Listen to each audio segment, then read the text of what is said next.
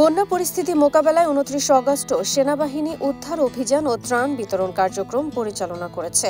এ সময় সেনাবাহিনীর army aviation group ৬টি হেলিকপ্টার সর্টির মাধ্যমে নোয়াখালী পুলিশ লাইন, নোয়াখালী, বেগমগঞ্জ ও বকশীগঞ্জ এলাকায় উদ্ধার ও ত্রাণ বিতরণ কার্যক্রম পরিচালনা করে।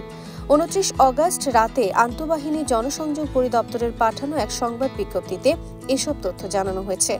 আইএসপিআর জানায়, হেলিকপ্টারের মাধ্যমে ৪ জন রোগীকে উদ্ধার করে হাসপাতালে স্থানান্তর ও ১৩ জনকে দুর্যোগপূর্ণ এলাকা থেকে নিরাপদ স্থানে স্থানান্তর করা হয়। প্রতিকূল আবহাওয়া সত্ত্বেও ১,৮৪০ কেজি ত্রাণ, বিশুদ্ধ পানি ও পানি বিশুদ্ধকরণ ট্যাবলেট বন্যা কবলিত এলাকায় সেনাবাহিনীর হেলিকপ্টারের মাধ্যমে বিতরণ করা হয়েছে। বর্তমানে সেনাবাহিনীর ৩টি ফিল্ড হাসপাতাল ও ১৮টি মেডিকেল টিম বন্যা দুর্গত চিকিৎসা সেবা প্রদানে নিরলসভাবে দায়িত্ব পালন করে যাচ্ছে।